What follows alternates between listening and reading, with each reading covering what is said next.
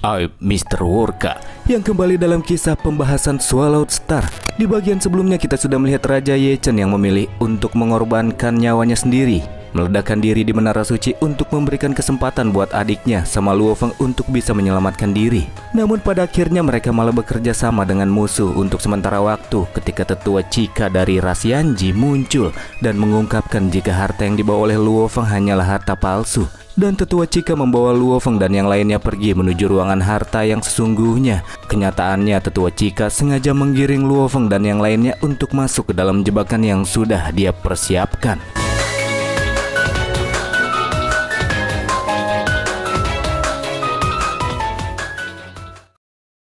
Ruangan kini sudah terkunci rapat-rapat. Pejuang di dalamnya kini menyadari jika Chika telah menjebak mereka di dalamnya. Si paling terkuat di sana, Raja Changjin, tengah mendesak alien dari ras Yanji tersebut di dinding dengan tombak yang dialiri oleh tenaga petir. Secara diam-diam Chika berkomunikasi dengan Lord Pue yang ada di luar ruangan untuk segera pergi ke ruang warisan harta yang sesungguhnya. Ya, ternyata ruangan tersebut bukanlah satu-satunya tempat yang menyimpan harta Menara Suci. Meskipun tahu Chika berada dalam keadaan yang kurang baik, Lord Pue pun memilih untuk pergi ke ruang harta lain. Sambil bergegas pergi, dia hanya bisa berharap agar tetua Chika bisa keluar dalam keadaan selamat. Ketika berada dalam situasi krisis, Chika kembali mengingat masa lalu, saat-saat di mana 4 ras puncak melakukan invasi terhadap tempat tinggalnya hanya untuk mendapatkan harta warisan Yanji. Tragedi yang telah menyebabkan banyak jiwa berguguran. Sementara orang-orang Yanji sama sekali tidak sanggup untuk melakukan perlawanan.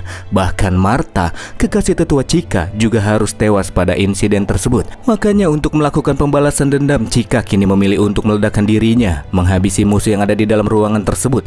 Lord Pue sempat menghentikan pergerakannya ketika dia menyadari jika tetua Chika bermaksud untuk mengorbankan dirinya. Meskipun akan segera mati, tetua Chika sama sekali tidak merasakan penyesalan. Dia akan mati dalam keadaan tenang. Selain melakukan pengorbanan untuk kebangkitan rasnya, sebenarnya Chika juga sudah sangat lama pengen nyusul kekasihnya, Martha. Sebelumnya dia tidak bisa melakukannya karena masih ada rekan-rekan yang harus dia berikan bimbingan. Tapi sekarang dia sudah bisa mati dengan tenang dan menyusul si Martha itu. Tidur selamanya di dalam tanah Menara Suci, Chika pun akhirnya mati dengan wajah tersenyum. Di sisi lain, ketika efek dari ledakan puncak King Chika terlepaskan, pejuang yang terjebak di dalam ruangan dengan sigap memasang kuda-kuda pertahanan dan peralatan untuk berlindung dari ledakan besar yang mengerikan. Luo Feng dan Xing Huan berlindung di balik perisai Dewa Binatang. Changjin memasang barir petir dan Zizong masuk ke dalam prisma ungu yang disebut lonceng ungu.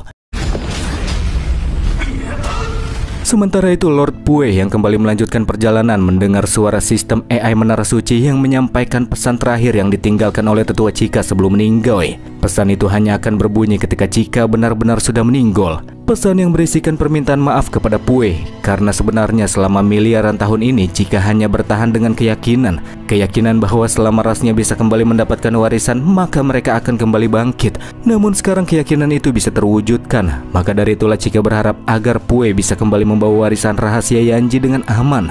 Masa depan ras Yanji sekarang sepenuhnya ada di tangan Lord Pue. Pesan kematian tersebut bikin Pue nangis. Namun demi masa depan kaumnya, dia terus melanjutkan perjalanan menuju ruang harta warisan di lokasi yang berbeda. Terlebih dia sekarang sudah punya token untuk membuka ruangannya. Setelah ledakan mereda, semua pejuang yang terjebak di dalam ruangan tidak ada yang mati. Changjin ngerasa kalau perjuangan yang dilakukan Chika itu sangat sia-sia. Changjin gak tahu kalau pengorbanan beliau itu sebenarnya cuma buat pengalihan. Zizong di sebelahnya gak nyangka kalau Chika aslinya sangat pandai berpura-pura. Luo Feng dan Xing Huan yang selamat dan melihat di depannya Changjin dan Zizong hampir tidak terluka karena ledakan sebelumnya memilih untuk ikut arus dulu, tidak bertindak gegabah. Melihat apa yang akan dilakukan oleh ras mesin itu untuk membuka peti harta karun berantai di dalam ruangan, dan baru akan bertindak sesuai dengan situasinya nanti. Karena jika udah mati, mau gak mau Changjin coba buat buka peti hartanya dengan cara paksa. Dia mengaliri peti tersebut dengan kekuatan petir di sekelilingnya. Petir yang membentuk bola seperti sangkar itu seakan seperti akan segera membuka petinya. Namun pada kenyataannya, sangkar petir tersebut malah ditiadakan sama peti harta berantai. Changjin jadi tambah emosi. Menggunakan kekuatan besar, dia coba buat buka petinya dengan cara barbar. Memukulnya pakai tombak, ditendang, Bahkan dia sampai mencoba pakai tangannya supaya petinya bisa kebuka. Gara-gara dia pakai kekuatan yang mengerikan, Luo Feng dan yang lainnya harus memasang perlindungan supaya nggak kena efek amukan Chang Jin. Dan akhirnya ya tetap saja Chang Jin sama sekali tidak bisa membuka peti berantai tersebut. Zizong jadi kesal sama Chang Jin yang buka petinya dengan barbar dan sama sekali tidak peduli sama hidup dan mati orang-orang di sana. Chang Jin yang kesal bergerak mundur dan langsung minta ketiga orang tersebut buat cobain aja buka peti itu pakai cara mereka sendiri. Sebenarnya Luo Feng udah kepikiran cara buka peti hartanya. Dia bisa pakai tubuh klon Mosa, menyalin tubuh Rasyanji untuk bisa menipu sistem sensor peti harta tersebut dan kemudian membukanya. Tapi jika peti itu terbuka di hadapan musuh, maka tentu saja ujung-ujungnya Luo Feng pasti nggak bakalan dapat bagian. Bahkan musuh akan langsung berusaha untuk menghabisinya. Sedangkan Xing Huan, buat bisa hidupin kakaknya lagi, dia butuh banyak uang. Makanya dia harus mendapatkan hartanya. Tapi apakah itu memungkinkan? Bila melihat musuh yang lebih kuat, Xing Huan jadi ngerasa pesimis buat bisa dapetin harta tersebut. Zizong mikir cara buat buka peti. Xing Huan udah pasrah aja. Sedangkan Luo Feng, dia pura-pura mikir padahal udah tahu caranya. Setelah menganggap ketiga orang di sana juga tidak memiliki cara untuk dapat membuka peti berantai, Chang Jin kemudian nyuruh ketiganya buat meninggalkan ruangan dengan menggunakan teleportasi kerajaan dewa.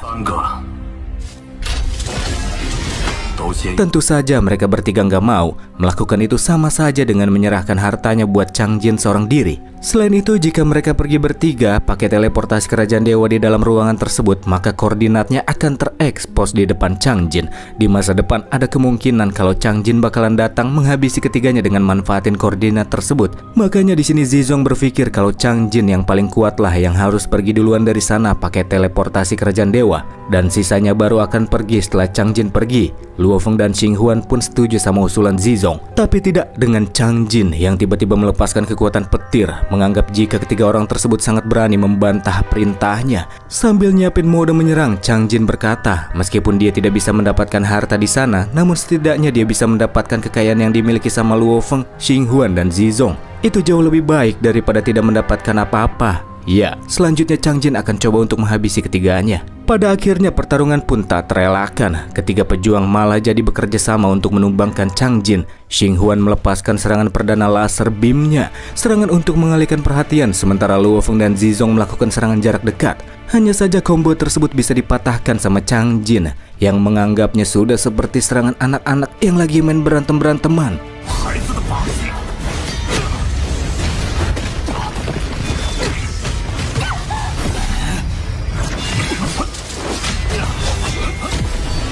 Melakukan rangkaian serangan lanjutan, Luo Feng dan Xing Huan kali ini kembali melakukan pertempuran jarak dekat. Semua itu untuk memberikan waktu bagi Zizong mengaktifkan artefak pengekangnya, lonceng prisma ungu. Tepat setelah Zizong menjebak Chang Jin di dalam lonceng tersebut, Luo Feng langsung merantainya pakai tanaman anggur awan.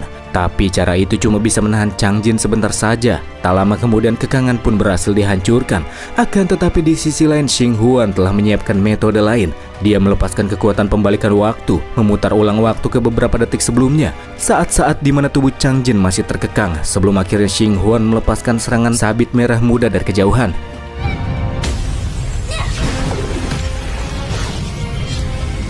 Cukup mantap. Tapi sayangnya serangan itu juga bisa dipatahin sama Chang Jin yang nangkep serangan Xing Huan pakai satu tangan dan menghancurkannya.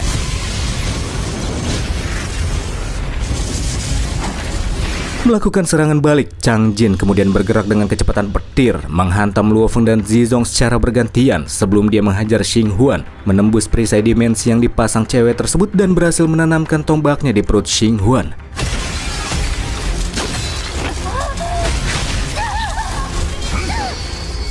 Xing Huan kini sudah tidak lagi bisa bertarung. Luka yang dia dapatkan sangat berat. Luo Feng kemudian memindahkan tubuh cewek itu masuk ke dalam cincin penyimpanan alam semestanya untuk mempertahankan agar tubuh immortalnya tidak benar-benar hancur. Pertarungan masih belum usai. Zizong menyampaikan kalau sebelumnya dia punya harapan sama dua manusia yang membantunya, tapi sekarang itu sudah nggak berguna. Mulai dari sini Zizong akan bertindak sendiri. Dia sudah tak ragu lagi untuk menunjukkan kartu traf terakhirnya. 3 bola ungu tak biasa muncul bersama dengan tubuh Chang Jin dan Luo Feng masuk ke dalam artefak lonceng ungu kuno. Berbeda dari yang sebelumnya, Aura dari artefak lonceng ungu kuno yang satu ini jelas lebih menakutkan dari sebelumnya. Galaksi yang terus berotasi di dalamnya seolah membawa Luo Feng melewati waktu yang tidak terbatas. Luo Feng yakin kalau harta yang dipakai Zizong adalah harta Universe Venerable. Zizong sambil tertawa berkata kalau di bawah lonceng ungu miliknya telah ada 3 sosok king yang tewas dan selanjutnya adalah Chang Jin yang dapat gilirannya. Chang Jin melepaskan berbagai serangan ke arah dinding ungu di sekitarnya, tapi sama sekali tidak terjadi apa-apa. Itu cukup untuk membuktikan seberapa kuatnya artefak lonceng ungu kuno. Zizong juga bisikin Luo Feng kalau dia bakalan nemenin Raja Chang Jin mati di dalam sana, dan harta mereka berdua bakalan diambil sama Zizong. Untuk bisa menghabisinya, Zizong kemudian mengeluarkan sebuah kristal inti dewa api tipe A812 yang memiliki kekuatan 3 kali lebih kuat dari ledakan diri pejuang puncak king. Dan di dalam lonceng ungu yang terbatas itu, kekuatan ledakannya akan jadi sangat dahsyat, jangkauannya kecil. Tapi Chang Jin sekalipun gak bakalan bisa bertahan. Peti berantai bakalan jadi miliknya. Begitu pula dengan harta Luo Feng dan Chang Jin yang bakal diambil juga. Mikirin itu aja udah bikin Zizong senang bahagia. Ketika kristal inti dewa api meledak, Luo Feng bertahan pakai sayap siwu, sementara Chang Jin memasang barir petir. Tapi tubuh fisiknya tetap langsung hancur. Tubuhnya sih emang respawn lagi, tapi habis respawn, dia langsung kena efek ledakan lagi. Sebelum benar-benar mokat, Chang Jin mengucapkan selamat tinggal buat murid-murid sama gurunya. Dan pada akhirnya, daripada mati sia-sia, Chang Jin berniat buat membawa Zizong mati bersamanya dengan meledakkan diri.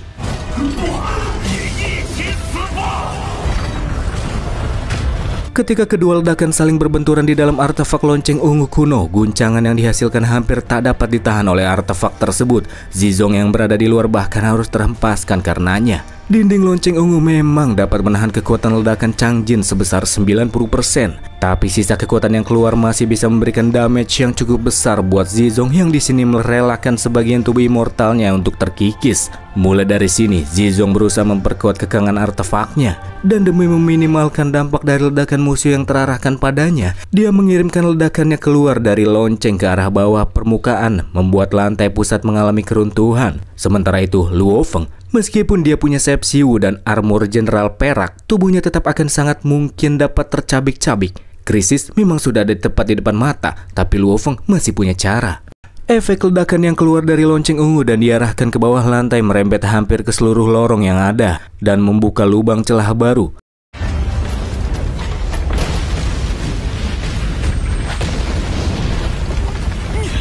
Lord Pue yang sedang bergerak di dalam lorong juga hampir kena ledakannya. Nasib baik dia bisa lolos dari mara bahaya dan tiba tepat di depan ruang warisan peninggalan sang leluhur.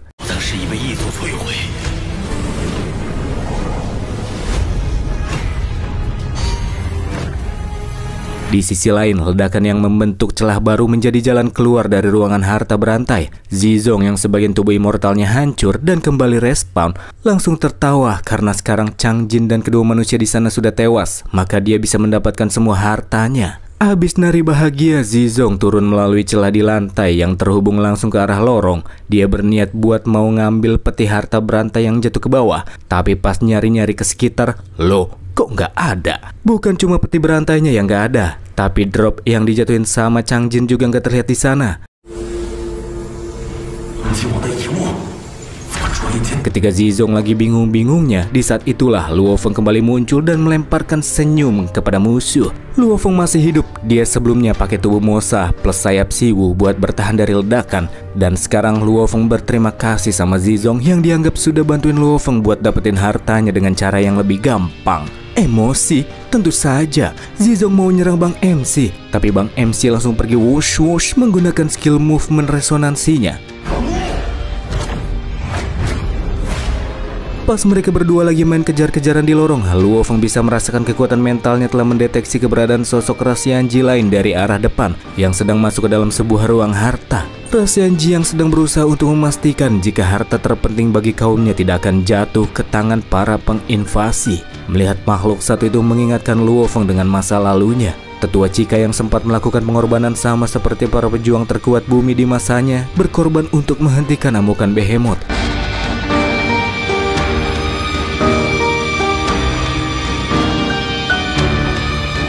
Ada juga Hong dan Lei Shen yang selama ini sudah banyak bantuin Luo Feng, dan kini Luo Feng rasa sangat relate sama keadaan Lord Pue yang lagi ngambil harta warisan Daripada lanjut bergerak ke arah depan, pada akhirnya Luo Feng pilih buat putar balik supaya Pue bisa mengambil hartanya dengan aman. Zizong di tengah jalan yang lihat Luo Feng putar balik pengen nangkep dia dan dimasukin ke dalam lonceng ungu.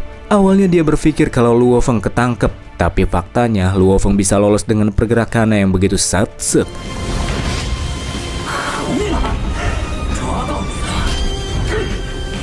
Menara suci terlalu sempit kalau mau baku hantam, jadi untuk menunjukkan performa terbaiknya Luo Feng keluar dari bangunan tersebut. Zizong di belakang masih terus mengejar. Selain karena harta, dia juga nggak mau sampai orang lain tahu kalau dia punya artefak lonceng ungu kuno. Kalau orang-orang tahu, pasti dia bakalan jadi incaran banyak orang.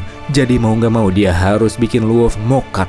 Tapi baru aja keluar dari bangunan, bukannya ketemu sama Luo Feng, Zizong malah langsung dihadapkan sama Golden Horn Behemoth Skin Gold. Behemoth gampar Zizong sampai terpental jauh, menghancurkan tubuh fisiknya.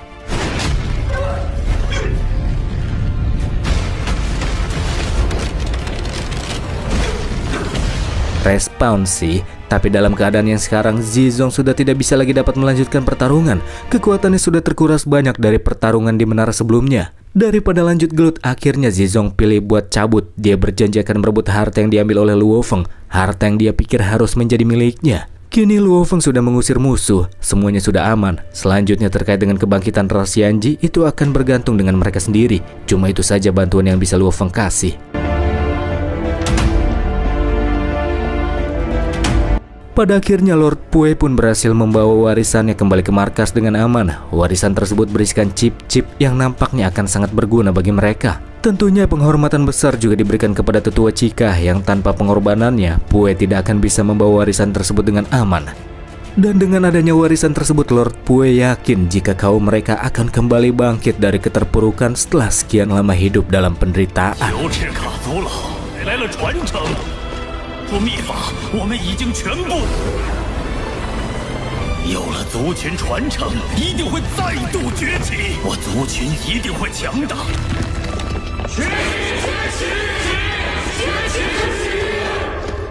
Di sebuah gua, Luo Feng bersama dengan Xing Huan lagi ngomongin Edo Tensei Raja Ye Chen, yang mana itu akan memerlukan biaya yang sangat tinggi.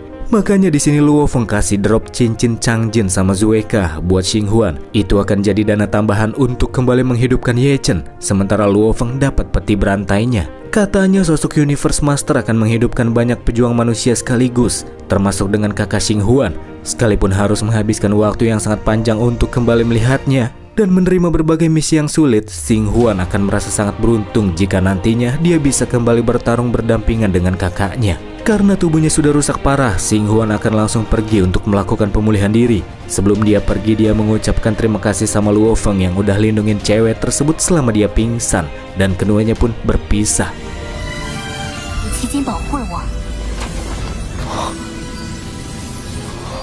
Begitu juga dengan kita yang akan berpisah sebentar, teman-teman. Terima kasih buat kalian yang sudah nonton sampai menit terakhir dan bye.